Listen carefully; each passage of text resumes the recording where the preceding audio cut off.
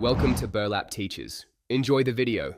You start by narrowing where you last saw the watch and why that place makes sense. Once done, enlist one helper and grab a flashlight. Quick visual sweeps catch straps and reflections. Move methodically. Search high to low and along likely routes, checking pockets, bags, couch crevices. Make sure to silence TVs and radios. A quiet room increases your chance of hearing subtle clues like metal on wood. Act fast. The first 5 minutes often yield the result. Now you intensify the search using light and touch. You sweep a flashlight at a low angle to catch the watch's reflective surface, scanning shelves and flat surfaces slowly. Then, kneel and press into cushion seams, run your hand along chair undersides, and slide a card along cracks. Touch often finds what sight misses. Once done, retrace the exact path you walked earlier, opening pockets and bags in the order you used them.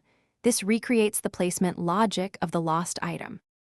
Finish by widening your search smartly. Don't scatter randomly. Extend outward in concentric circles from the last known spot. Use your phone camera as a probe into tight gaps and behind appliances. It reveals angles your eye can't. Make sure to photograph and mark areas you've cleared to avoid repeat checks. If the watch still eludes you, create a concise description and set alerts or notes where you commonly leave items. This proactive step reduces future losses and speeds recovery if it reappears. Thanks for watching. Consider subscribing if this video helped you.